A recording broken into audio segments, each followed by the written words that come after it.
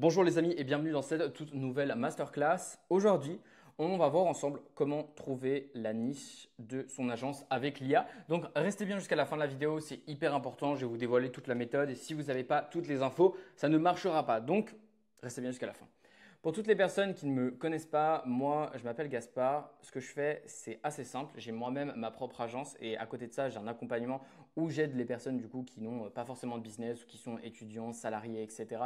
et en général qui ont peu d'argent, à tout simplement en 90 jours avoir un business, pouvoir gagner 5 000 euros par mois, pouvoir voyager, être libre et ça en lançant une agence. Donc voilà, très simple. Aujourd'hui, on va voir ensemble premièrement c'est quoi une niche. Ensuite, on va voir ensemble pourquoi il faut se nicher, pourquoi c'est important de se nicher, pourquoi on ne bosse pas juste avec toutes les boîtes qu'on croise. Les 4 points à vérifier pour une bonne niche et ensuite le prompt secret qui va vous permettre de trouver votre niche avec l'IA. Donc c'est parti, on commence. Donc premièrement, c'est quoi une niche? Pour toutes les personnes qui ne sauraient pas ce que c'est une niche, c'est le type d'entreprise avec lequel tu vas travailler. Le fait de se nicher, ça veut dire que pour notre agence, on va vendre des services à un type d'entreprise, à un marché bien précis et on ne va pas juste proposer des services à absolument tout le monde. Par exemple, on va bosser qu'avec des cabinets d'avocats, mais on ne va pas bosser avec des cabinets d'avocats, des coachs sportifs et des restaurants. On bosse uniquement avec les cabinets d'avocats. On va voir pourquoi c'est important de se nicher, pourquoi on ne bosse pas justement avec tout le monde. Je vais vous donner un exemple très concret. Ici, par exemple, on a 3 agences. Imaginons que ces 3 agences, elles proposent exactement le même service, de la publicité. Chacune sont nichées. Il y en a une qui travaille qu'avec les dentistes, une qui travaille qu'avec les coachs, une qui travaille qu'avec les restaurants. Et c'est ça, être niché tout simplement. Maintenant, on va voir ensemble du coup ce que je vous disais juste au-dessus. Pourquoi se nicher? Pourquoi on ne bosse pas juste avec toutes les entreprises? Je vais vous donner un exemple, un peu on va dire de la vie commune. Imaginons que vous ayez des problèmes cardiaques, ok? Vous savez que pour guérir ce problème-là, il faut que vous alliez voir un cardiologue. Maintenant, demain, imaginons que vous avez mal à la tête, vous avez mal au ventre, vous avez de la fièvre, je ne sais pas, des problèmes généraux, vous allez devoir voir un généraliste. Et quand on compare par exemple le prix d'une séance avec un cardiologue et un généraliste, bah, la séance avec un cardiologue est tout simplement 2 fois plus chère. Pourquoi ça se passe comme ça? Pourquoi les deux sont docteurs, les deux ont fait des études, pourquoi il y en a un qui est beaucoup plus cher que l'autre? C'est tout simplement lié à la valeur perçue de ces docteurs. Je m'explique. Demain, vous avez un problème cardiaque, le seul docteur, le seul type de docteur que vous pouvez aller voir, c'est tout simplement un cardiologue. Et c'est le seul à pouvoir régler ce souci-là et ce souci-là bien précis. Quand on compare par exemple par rapport à un généraliste que vous ayez mal à la tête, que vous ayez de la fièvre ou mal au ventre, peu importe le symptôme et on va dire l'endroit du corps, à partir du moment où ce n'est pas très grave, vous allez pouvoir voir un généraliste.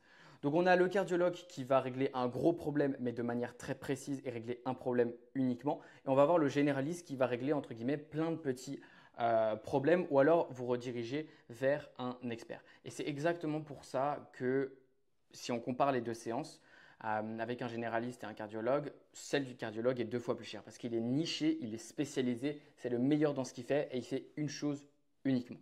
Et c'est pour ça que c'est hyper important pour votre agence de vous nicher parce que vous ne pouvez pas bosser avec tout le monde et à la fois avoir la meilleure des prestations. C'est juste pas possible parce qu'en fonction des business, les offres sont différentes, les systèmes sont différents, les clients sont différents, il y a plein de choses qui sont différentes.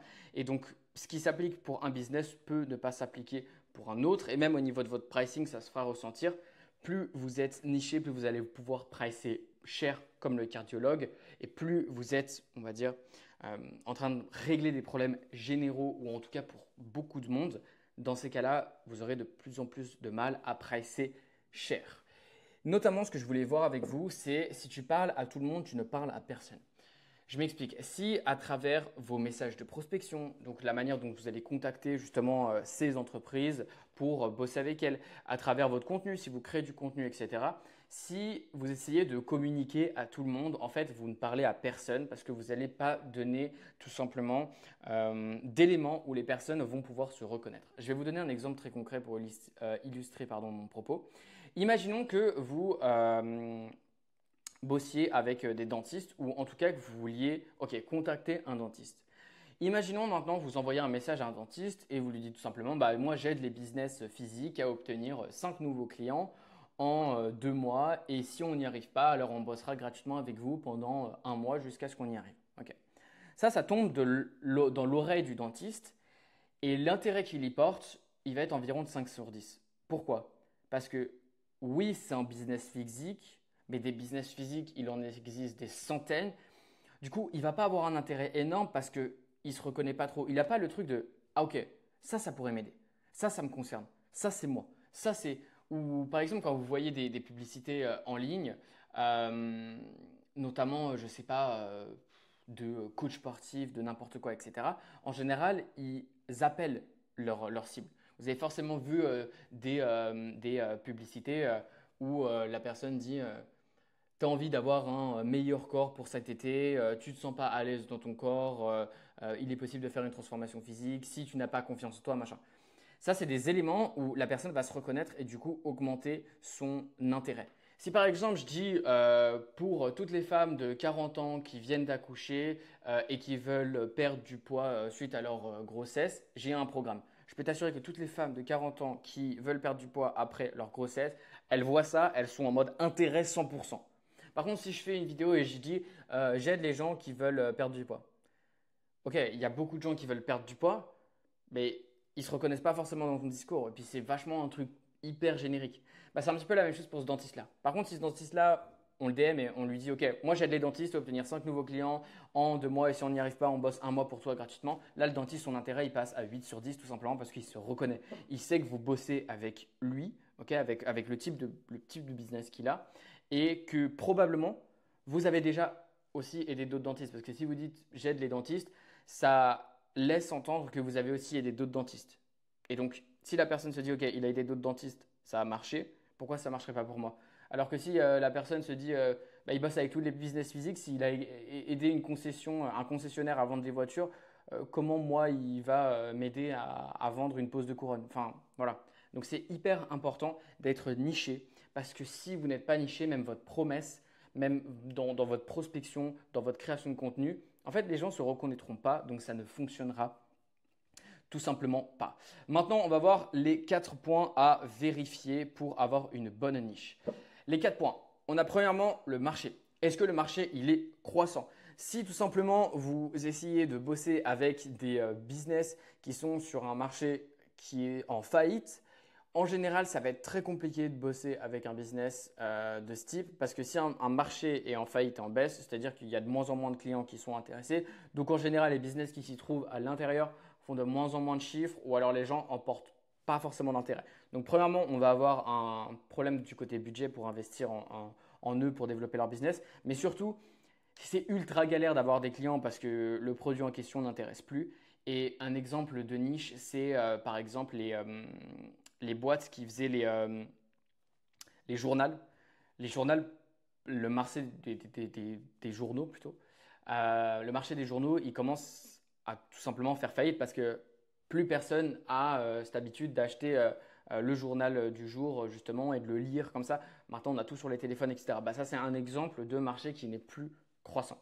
Ensuite, on va devoir voir s'ils ont des douleurs ou un besoin. C'est-à-dire que si ces entreprises-là, elles ont assez de clients, elles ont déjà trop de visibilité, enfin beaucoup de visibilité sur les réseaux, etc., ou qu'elles ont trop de clients qu'elles ne peuvent en onboarder, bah là, il n'y a pas de besoin. Ça va être compliqué de vendre quelque chose que la personne n'a pas besoin. Donc, vous devez aussi vous assurer qu'il y a un besoin. En général, toutes les boîtes ont besoin ou veulent plus de clients et il y a énormément de boîtes qui, niveau marketing, ne sont pas forcément douées ou n'ont pas les ressources pour. Donc, en général, ça, c'est pas trop un souci. Ensuite, il faut qu'elle soit facile à contacter. Si c'est hyper compliqué de rentrer en contact avec cette boîte, si vous ne pouvez pas, je sais pas, l'appeler en faisant du call, si vous ne pouvez pas faire du call messaging, donc envoyer des messages sur les réseaux sociaux ou par SMS, sur WhatsApp, etc. Si vous ne pouvez pas faire du call d'email, donc envoyer des emails, ça va être très compliqué de rentrer en contact avec ces personnes et de leur expliquer votre plus-value. Donc ça, autre point important, facile à contacter. Ensuite, le quatrième point, c'est la capacité financière. Si les gens n'ont pas de quoi investir en eux, notamment je pense aux entreprises dans les pays pauvres, oui, ils sont probablement sur un marché croissant. Oui, ils sont probablement faciles à contacter. Oui, ils ont probablement besoin d'aide sur X ou Y chose. Mais ici, ils n'ont pas de quoi investir dans leur marketing. Ça ne fonctionnera pas. Parce qu'il faut avoir un minimum de fonds. À partir du moment où votre niche a les 4 points là, c'est une bonne niche. Après, bien sûr, tout au long de cette vidéo, on va voir plusieurs niches et je vais vous donner après des conseils personnels basés sur mon expérience, etc. Parce qu'il y a des niches qui correspondent à ces 4 critères, mais il y en a qui sont quand même meilleurs que d'autres, tout en correspondant à ces critères. Maintenant, je vais te montrer comment l'IA peut trouver une excellente niche pour toi. On est parti, on va découvrir ensemble le prompt secret. Alors, voilà exactement le prompt que tu vas devoir utiliser. Donc, ce que tu vas faire, c'est assez simple. C'est tout simplement te rendre sur ChatGPT et le copier-coller. Donc, je vais le faire en live avec toi et on va voir ce qu'il nous donne comme réponse. Et on va pouvoir notamment, je vais pouvoir vous faire un retour sur, si vous voulez, à quel point ce prompt marche et correspond à des données ou des choses réelles qui se passent sur le marché. Donc, on se retrouve de suite sur ChatGPT. Ok, du coup, on est maintenant sur ChatGPT. J'ai copié-collé tout simplement tout le prompt. Tout le prompt, je vais vous donner un Google Doc. Ce sera en description. Vous aurez accès à la totalité du prompt également. Donc là, on va attendre tout ça. Je vais vous lire un peu le prompt et vous expliquer. Donc, je veux que tu te comportes comme un expert en marketing qui aide les débutants à déterminer les meilleures niches pour lancer leur agence CMMA. Je cherche une niche de marché en pleine croissance pour mon agence CMMA qui répond aux critères suivants. Donc là, les entreprises de cette niche doivent être facilement joignables. Elles doivent avoir un pouvoir d'achat supérieur à 2 000 euros par mois, enfin environ 2 000 euros par mois, parce que c'est le genre d'offre qu'on va chercher à faire. Elles doivent avoir un besoin à combler et le marché doit être croissant. Et j'ai même rajouté, il faut être facile d'apporter des résultats aux entreprises en tant que débutant. Parce que par exemple, l'e-commerce, c'est une niche qui correspond à ces 4 critères, mais l'e-commerce, c'est une niche qui est assez compliquée. Je ne recommande pas forcément quand tu débutes, tout simplement parce que c'est en général des business qui sont très bien, en fait, si vous voulez, qui sont déjà assez bons au niveau de toute la partie marketing et notamment Facebook Ads, etc. Parce que c'est c'est leur canal principal d'acquisition. Et donc, du coup, pour pouvoir vendre un service à ce type de business, bah, faut être extrêmement bon, meilleur qu'eux et faire des promesses et des garanties extrêmes comme augmenter leur chiffre d'affaires de 20-30%. Sauf que quand tu commences, c'est pas possible et il faut toujours s'assurer d'avoir une garantie que tu peux tenir. Donc ensuite, tâche numéro 1, petit identifier 10 niches qui répondent à ces critères en excluant les centres de finesse et les boutiques de vêtements. Les centres de fitness, je les ai enlevés aussi, donc c'est tout ce qui est salle de musculation, etc.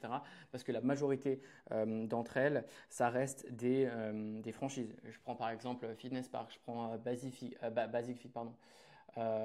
Bref, c'est les deux plus connus, j'en ai pas d'autres en tête, mais elles ont déjà une équipe marketing. C'est-à-dire que c'est des franchises, ou en tout cas c'est une chaîne, et cette chaîne-là, pour chaque salle de sport, a un marketing à tenir, et en général une charte, etc., une équipe déjà en interne, donc ce n'est pas forcément le genre de boîte qui va externaliser.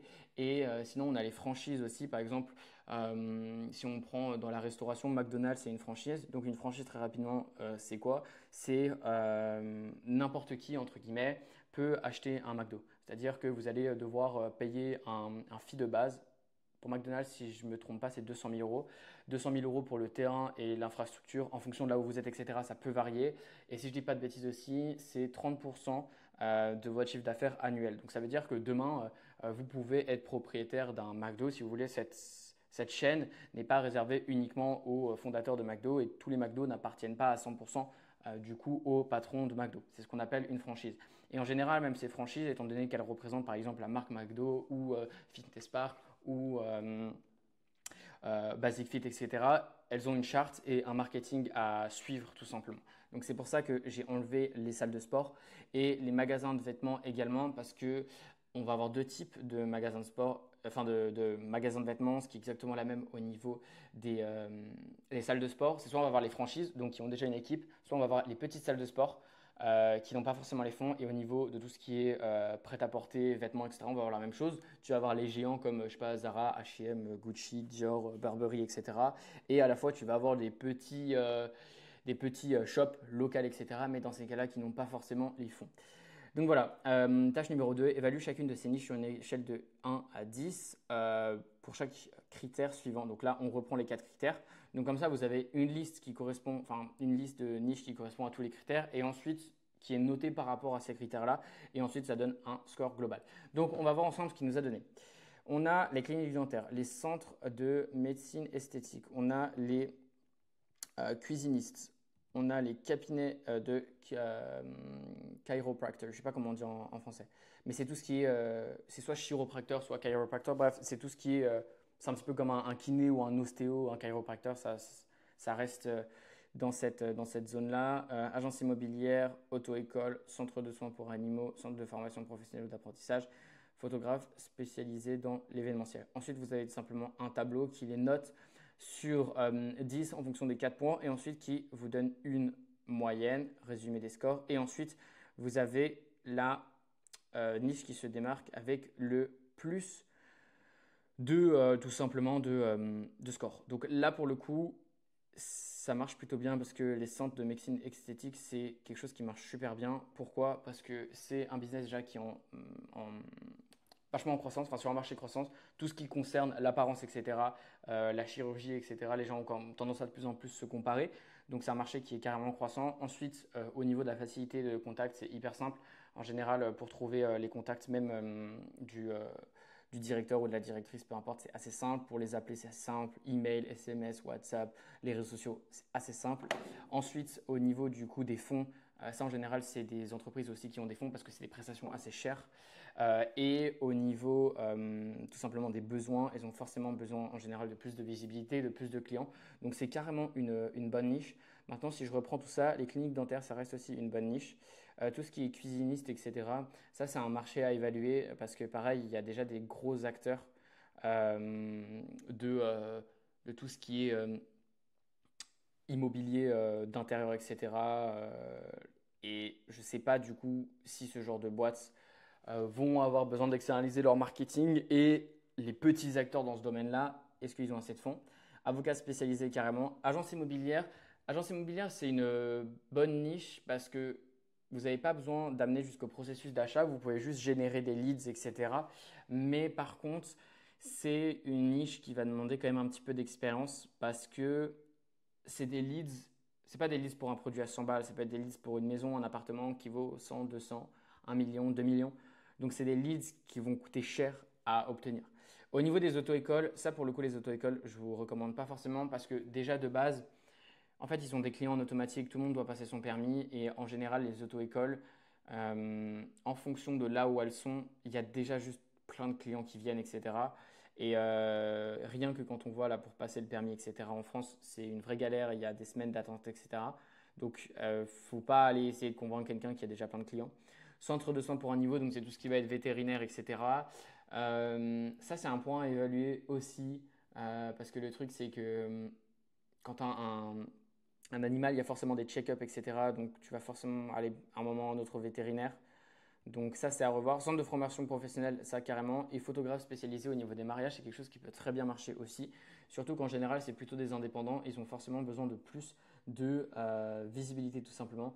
Donc, pour le coup, sur toutes les niches que ChatGPT nous a données, la seule que je dirais qui n'est pas terrible, ça va être les auto-écoles. C'est tout. Tout le reste, franchement, c'est des super niches. S'il y a des niches qui ne vous plaisent pas, ce que vous avez à faire, c'est juste de recopier-coller le script et tout simplement, il va vous donner 10 nouvelles niches où vous pouvez carrément copier-coller le script et à la fin mettre donne-moi 10 niches différentes comparées à celles que tu m'as données tout en respectant les critères, etc. Donc voilà. Sur ce, si on revient juste ici, là actuellement, pour toutes les personnes qui voudraient maintenant aller plus loin, qui voudraient vraiment développer leur agence, la lancer, etc. Ce que je vous propose, c'est un petit call de 15 minutes. Dans cet appel, premièrement, on vous vend absolument à rien, ça ne vous engage à rien. Le but, c'est de faire le point sur votre situation, là où vous en êtes par rapport au lancement de votre agence. Et dans ces cas-là, on vous aidera à la lancer ou si vous voulez lancer un business depuis longtemps, on pourra carrément vous accompagner à le faire. Encore une fois, je répète, c'est juste un call de 15 minutes, on fait le point. Le but ici, c'est juste de voir si on est qualifié pour bosser ensemble ou pas. J'accompagne pas le premier venu, moi-même je suis niché dans ce que je fais et je suis hyper sélectif sur les personnes avec lesquelles je bosse. Donc voilà, en tout, on a accompagné plus d'une centaine de personnes à lancer leur agence. Ici, vous avez plein d'exemples. Premier client signé pour Antonin, donc là, à 950 euros. Un premier client à 1500 euros. Là, vous avez trois paiements de 2000 euros en un week-end d'une des personnes de l'accompagnement. Là, on a Léo qui a signé son premier client à 5400 euros. Ryan, premier client à 550 euros. Donc, des personnes qu'on en a accompagnées qui ont eu des excellents résultats, pardon, c'est pas ce qui manque. Donc voilà. Après, pour atteindre ces résultats, il n'y a pas de secret. Il faut une méthode, il faut bosser. Donc pour ça, voilà, je vous propose un petit appel de 15 minutes. Vous aurez le lien en description. Encore une fois, ça ne vous engage à rien, on ne vous vend rien. Si on voit qu'on n'est pas fait pour bosser ensemble, on vous présentera pas ce qu'on fait tout simplement. Donc voilà. Sur ce, abonne-toi, like cette vidéo, commente, dis-moi ce que tu aimerais voir comme contenu, ce que tu as pensé de cette vidéo, etc. Et pour toutes les personnes qui voudraient aller plus loin, je vous invite tout simplement à regarder sur ma chaîne YouTube. J'ai fait une autre vidéo qui parle des niches sur le SMMA. Donc là, encore plus en détail, où je donne plus de conseils, etc. Et pour toutes les personnes pour qui c'est clair au niveau de leur niche et qui veulent commencer à développer leur offre, je vous ai fait pareil une masterclass sur comment créer une offre irrésistible. Sur ce, réservez votre appel de 15 minutes, likez, abonnez-vous et on se retrouve pour la prochaine masterclass.